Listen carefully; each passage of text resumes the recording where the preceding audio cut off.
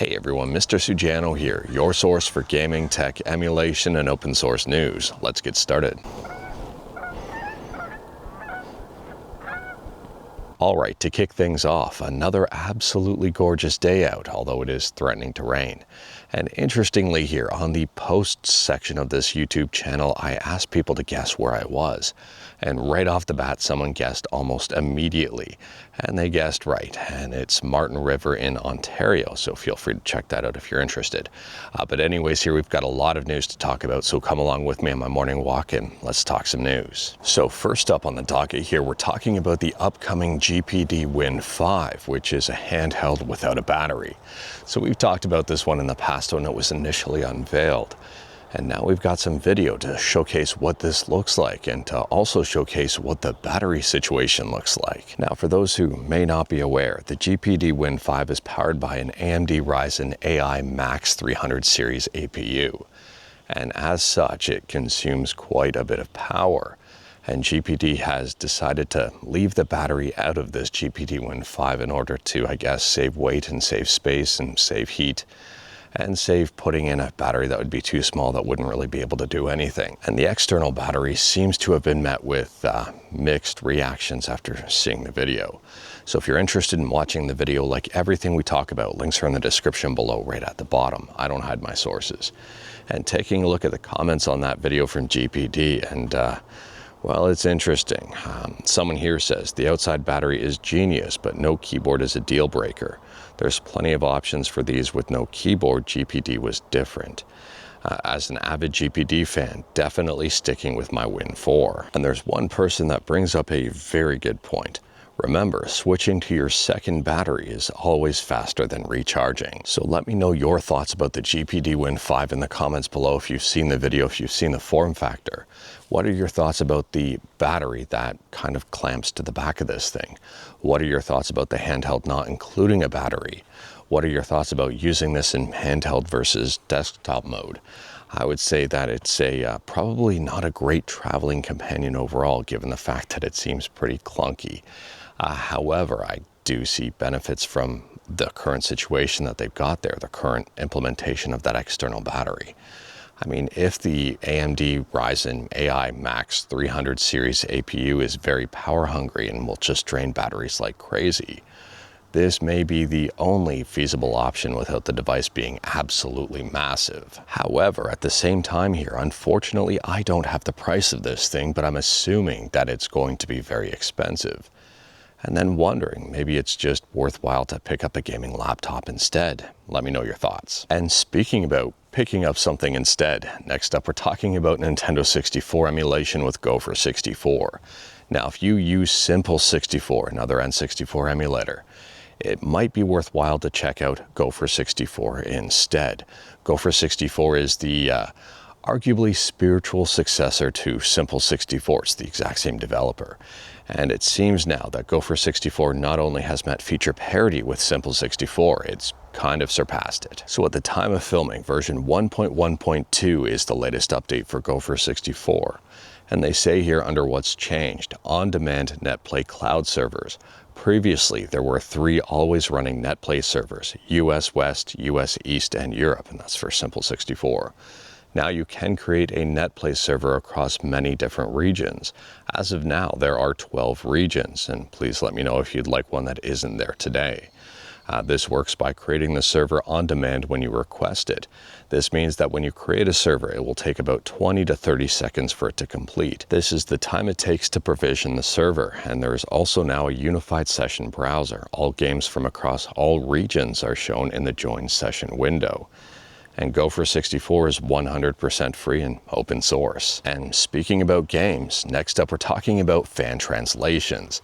And if you're a fan of games being translated into a language you understand, you might be a fan of this video here. So Emulator has a brand new video titled Monthly Game Fan Translation Recap for July 2025. They put these out on a monthly basis here. Sometimes we talk about some of the games that are in the list, and sometimes we don't. But taking a look here, there seem to be a bunch of different games, and he's got them all time-stamped. There's updates here to stuff like Fire Emblem Fates for the 3DS and Fire Emblem Engage for the Nintendo Switch. There's also updates to Capcom vs. SNK2 Millionaire Fighting 2001 for the Dreamcast, one of my all-time favorite games. And there are some new releases and new fully playable games like Target Earth and Ultraman 2 and Battlemaster. And speaking about new games, next up we're talking about Earthion. Now, we talked about Earthion just the other day. I mean, it was just released on Steam. It's a shoot 'em up, and it's basically a game that was made for the Sega Mega Drive that was released on different platforms. Anyways here, this is unfortunate news. The developer behind this one says a hacked ROM of Earthion is being circulated online. Some people may think it's official, but it's not. The official version is only available on Steam for now. The Mega Drive Genesis version will launch next year as a cartridge only. No downloadable ROM is planned. They go on to say here, we actually did encrypt the ROM in the Steam version, but unfortunately it was cracked. We could try different methods, but in the end it's always a game of cat and mouse. And I will say here, if you're interested in Earthion, I would recommend picking it up. I mean, it's on Steam, it's not very expensive at all. It's like 20 bucks. And I would say for 20 bucks, you're getting a pretty interesting shooter overall. It's got a very positive review score on Steam. It's unfortunate that the game was already cracked. Next up here, we're talking about the Freedom to Buy Games initiative. Now, for those who may be unaware or just didn't listen in previous videos, we've talked about the whole payment processor issue with Steaminish.io, as well as MasterCard's response, and I think all of this being fueled by Collective Shout. Anyways, there's a new initiative to kind of go against all of that, and it's Freedom to Buy Games. And they say here right on their site, censorship is quietly deciding which games you can buy. We are fighting back. Some games vanish, not because they broke the law, but because someone decided they shouldn't exist. It also appears they had a list of games for free for 24 hours. And taking a look here, and I might have forgotten to talk about this one, I apologize if I didn't talk about it. But anyways here, taking a look at the campaign, and it seems it was very successful. It's being reported that 1 million people claimed the Freedom to Buy Games bundle in 24 hours. And that is a lot. I would argue that that's probably more people than who are behind the whole Collective Shout initiative in the first place. So here's what GOG says, and I'm curious to see what they say after 48 hours. In 24 hours, 1 million people have claimed the Freedom to Buy Games and shown their support. The response is so much beyond our expectations that our team needs to work around the clock to maintain the stability of the platform. For people who had difficulties claiming the games, we're expanding the action by a few hours. Take action quickly. And remember, any DRM-free game you get and download from GOG can never be taken away from you.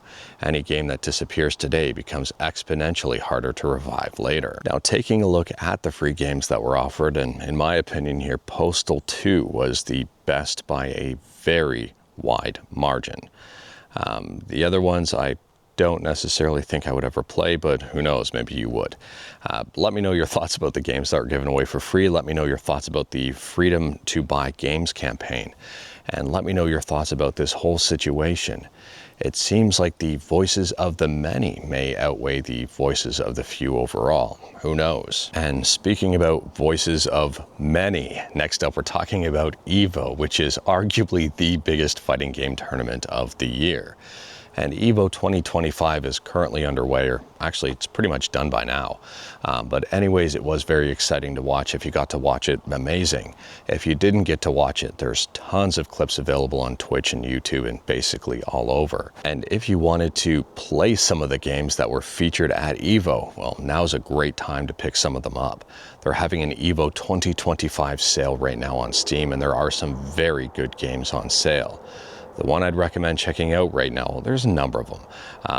Two I recommend checking out right now. Guilty Gear Strive is 50% off, and Fatal Fury City of the Wolves is now 40% off, and that's a very recent game to go on sale for 40% off already. On top of that, Under Night In-Birth is 50% off, Mortal Kombat 1 is 67% off, Marvel vs. Capcom Fighting Collection is 40% off, Rivals of Aether 2 is 35% off, and we talked about this one yesterday, Virtua Fighter 5 REVO is 30% off.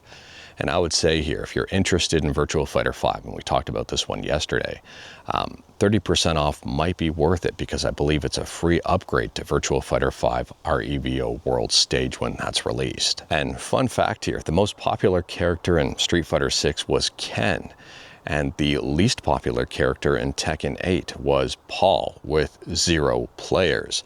Not a single player chose Paul, which is super unfortunate, and I guess that's very telling to the character's current status in the game. And on a quick side note, speaking of Ken, if you're a fan of City of the Wolves, Ken is now available.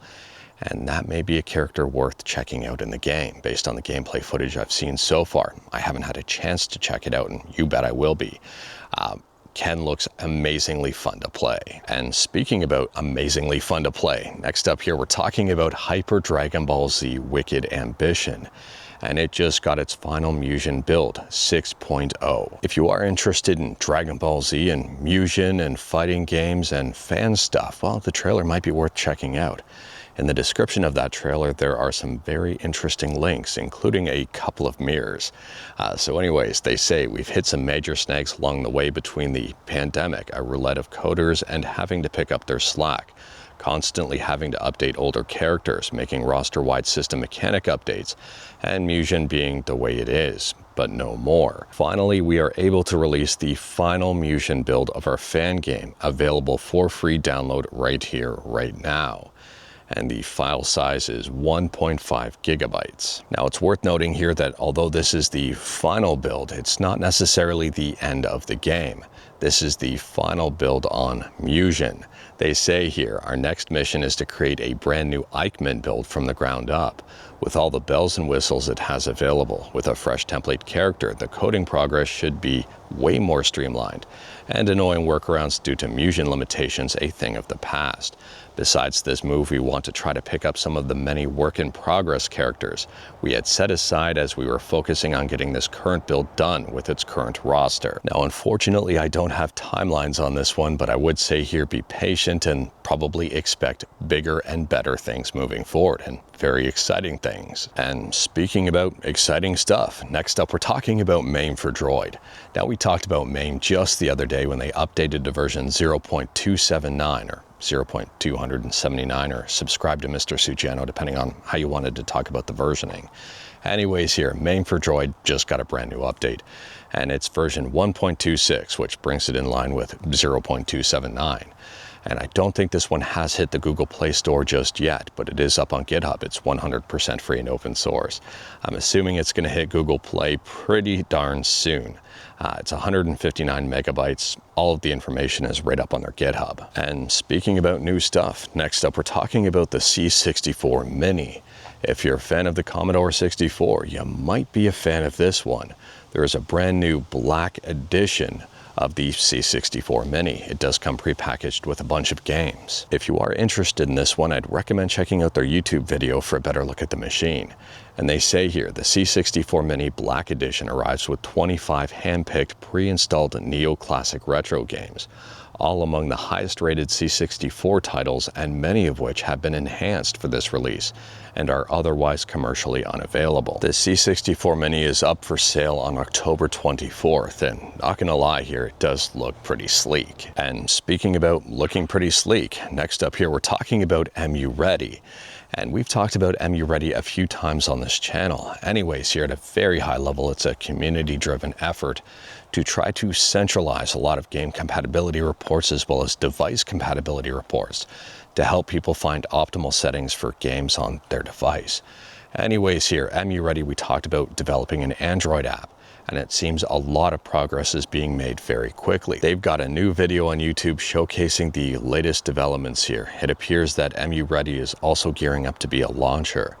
And based on the YouTube video, it's going to be compatible with Eden, a Nintendo Switch emulator. And they're working on compatibility here for Game Native, which I think a lot of people may be interested in. And speaking about being interested in stuff, last up here we're talking about the MSI Claw, the A8 versus the 8 AI Plus.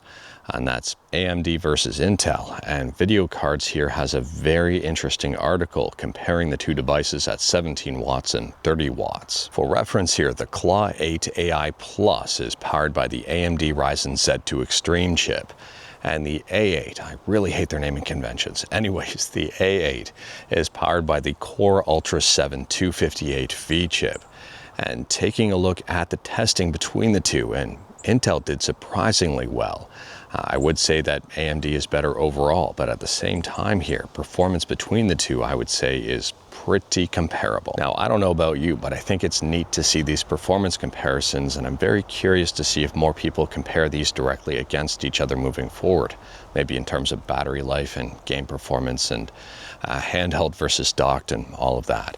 Let me know your thoughts about the A8 versus the 8 AI Plus and also the naming convention. But anyways, that is all I've got for you in this one. Straight to the point, all stuff and no fluff. Surprisingly, normally I see a few fluffs when I'm out on my morning walk.